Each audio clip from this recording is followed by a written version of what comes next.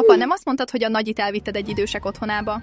De igen, ma délután óta ott van. Az nem lehet igaz. Mélyen aludtam, majd hangokat hallottam a konyhából. A nagyi főz valamit a sötétben. Ó, Istenem, ez nem lehet igaz. Megtörténik újra?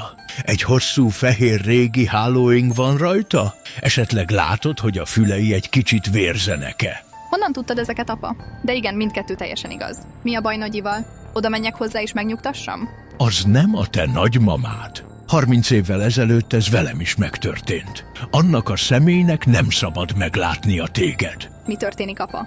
Nagyi most énekel valamit és folyamatosan nevet közben. Csináltam egy titkos szobát a pincében.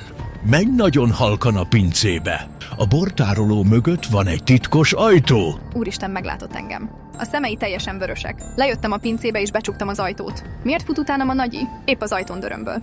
Menj a titkos szobába azonnal. Először mondd el, hogy mi folyik itt. El kell mondanod, hogy mi a baj a nagyival. Semmit nem fogok csinálni addig. Lányom, ez az életedről szól. A pince ajtó nem fogja sokáig visszatartani. Szóval kérlek szépen, csináld azt, amit mondtam.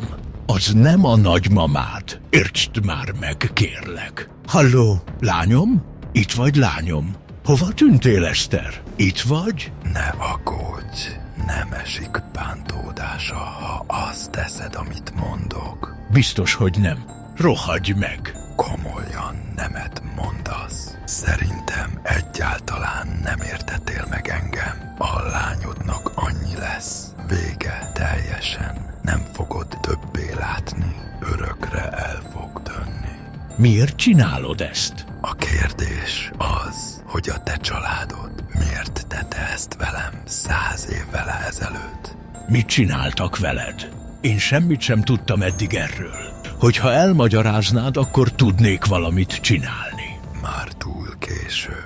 Nem lehet rajta változtatni.